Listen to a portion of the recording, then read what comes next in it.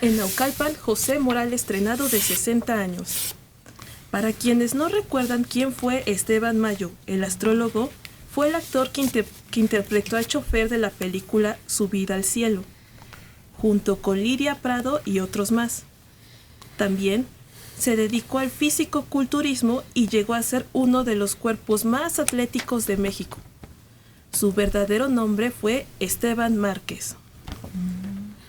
Bueno, yo lo llegué a conocer y ya no tenía nada de cuerpo más atlético, ni siquiera de la cuadra. De 61 años, de Nicolás Romero, Humberto Morales Partida. Jacobo Moret trabajó en el periódico Las Últimas Noticias. Él platicaba que el castigo de los últimos redactores en llegar era hacer los horóscopos del día siguiente. Estaban hechos. Además eran intercambiables, se iba Estaban cambiando hechos día con día. Sí, nada más los movían y estaban hechos desde tiempo. Tú nos platicaste, ¿no?, que cómo hacían los horóscopos allá en la estación, ¿verdad? Una caja en donde exactamente era lo que se iba haciendo. La tarjeta que se leía ese día se pasaba a la última posición y después volvía a dar la vuelta. Sí. Eso era todo. Pero Scherer quitó todo eso. Todo lo que le parecía poco digno de un periódico serio lo quitó. ¿No se acuerdan de Arturo de Córdoba, En la palma de tu mano? Karim. Es un adivinador y entonces dice que él no cree en el futuro, pero sale a buscar unos pajaritos de esos que leen el futuro y eso sí les pide y lo lee. Bueno, eso es parte de la diversión. Claro. Igual que en algunos restaurantes que tienen mucho movimiento, tienen a sus vendedores de dulces con su canasta y a los pajaritos de la suerte. Pero en la mayor parte de los restaurantes chinos te dan tu galleta al final. Hay ciertas frases en un libro de Carl Sagan, no sé si es en los Dragones del Edén, en uno de esos, vienen un montón de frases con las cuales uno puede hacer una cierta fortuna dedicándose a adivinar la suerte. Me acuerdo que una de ellas es: usted siente que alguien ha sido muy ingrato. Eso se lo planta uno a quien se lo plante y va a decir: qué bárbaro, eres un hechicero. Y sí, y como esas había como 20 frases que uno se lo podía... Una era la técnica del abanico. Has hecho un viaje y ve uno la cara del adivinado. Has hecho un viaje tú o alguno de tus parientes. Entonces ya se abre el abanico y ya es más posible que le vaya atinando. Y así vienen todas las técnicas de la adivinación, vienen en este libro. También lo publicó Algarabía en uno de sus números, la técnica para adivinar la suerte. Aquel maestro que estuvo con nosotros, Roberto, ¿qué se apellidó? Andrade. Decía, porque se metió a fondo tratando de averiguar qué desierto había en algunos sistemas adivinatorios, y decía que averiguaba efectivamente eso, que cuando soltabas una frase, la cara y la expresión facial en general, los ojos o un gesto, te daba a conocer por dónde iba el asunto. Y entonces que los principales temas eran fortuna, salud y relaciones sentimentales. De ahí partía todo. Sí, y bastaba con pequeños gestos, con movimientos de la ceja, con la apertura de la pupila, que le decían al adivino que iba por el camino correcto. La pupila se agranda. Siendo muy perceptivos, puede llegar una persona a darse cuenta de dónde se despierta el interés, que también era otra cualidad de los vendedores de antigüedades. Cuando veías que alguien dilataba ese detalle en el objeto en el que había mostrado interés, tal era su deseo de tenerlo, de poseerlo. Por eso a mí las que más me gustan son las gitanas. Te leo la mano y te abordan de una manera que te hacen víctima de la lectura de la mano. No, pero se convierten en una lata, porque después no puedes deshacerte de ellas, porque te siguen sacando. Y como no están solas, siempre están acompañadas, pues hay esa amenaza de pegarse como garrapatas. En Coyoacán, ¿cuánto tiempo hubo un mago famoso en la esquina de Coyoacán? Y duró años ahí. ¿20? Creo que últimamente ya no está. No, que decía, no le saques. Ven a ver, te leo la fortuna. Ven acá.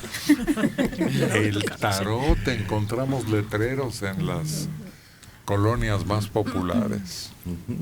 Porque eso decíamos con Adela. Hay colonias de mucho dinero, Interlomas, donde se lee los caracoles y el café, y la tarifa ahí es otra. Y son muy conocidos por la gente, y sí van, tienen mucho cliente en cualquier colonia, no tiene que ser de alto o de bajo nivel. Para eso no importa. Hubo una vez que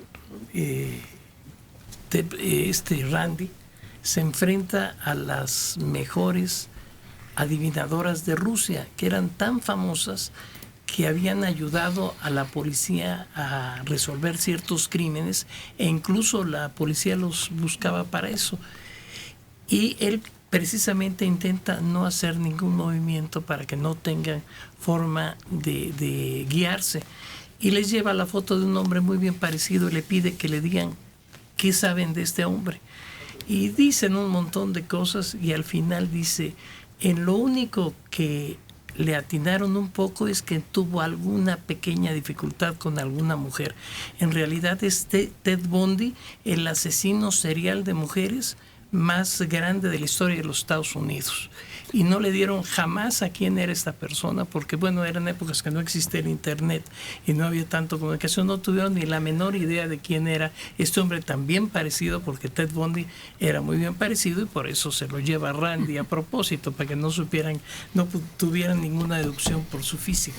También le envió muestras de escritura de varios criminales terribles, seriales y de todo tipo, a una grafóloga que decía que le adivinaba cualquier cosa y le pronosticaba su porvenir y su carrera y su vocación a cualquier persona. Entonces le mandó muestras de la letra de varios criminales notables, ¿no? Y a todos les decía que tenían un fino carácter, unos bondadosos, y que tenían un gran destino y todo eso. O sea, no son incapaces de obtener realmente lo que hay dentro de la mente de las gentes. ¿Por qué? Porque no se refleja, digamos, en la letra o en la forma de vestirse o nada, ¿no? Aquí hemos recomendado la película de Randy. Sí, está en Netflix. Y es muy interesante, es un documental de su trabajo, su vida y lo que ha hecho. Muy interesante. Pero creo que las adivinadoras más famosas son las pitonisas, sobre todo las del oráculo de Apolo. Se supone que los griegos, los líderes de los ejércitos, siempre iban con la sacerdotisa a preguntarle, no, que cómo miren la batalla, y ellas les pedían un tiempo, entonces se enmascaban una hierba y con eso estaban en contacto con los dioses, ¿no? Y ya le decían, no, te va a ir bien, no, es que mejor ahorita no pelees, espérate un poco. Delfos. Todavía existen vestigios que se pueden visitar para saber a dónde iban precisamente todos los guerreros y los políticos de aquel tiempo a recibir las orientaciones. Está comprobado, según las pláticas, que les daban por abajo, dile que le va a ir mal. ¿En serio? Y cambiaban la predicción. Está comprobado que atendían a otros intereses. Ya había mordidas desde Ya había. entonces. Pero en nuestros tiempos también hemos recurrido a las adivinadoras o pitonizas y todo, la paca. También no se solicitó para una de las investigaciones y ver en dónde encontraban una osamenta. O sea, seguimos con esos asuntos. Y la psicología, cuando menos la psicología conductista de Skinner, ha explicado a través de palomas las conductas supersticiosas. Sabemos cómo es la caja de Skinner, que mete una paloma en una caja y la paloma se pone a picotear, y si picotea un botón le cae un maíz y entonces aprende a picotear ese botón para comer. Pero cuando no hay relación entre causa y efecto de la caída del maíz, sino que agarra una ruleta y cuando es 1 minuto avienta uno, cuando es 2 minutos, cuando cae 8, pues a los 8 minutos avienta uno. No hay relación de causa-efecto, entonces la paloma aprende que cuando realiza un movimiento y por azar cae el maíz, ese movimiento lo va a estar repitiendo hasta que caiga el maíz. Entonces es un movimiento supersticioso de la paloma porque no tiene relación la caída del maíz con su movimiento. Y así explica Skinner en su libro Análisis de la Conducta la superstición. Pero es conductista. Sí. No tiene ningún misterio.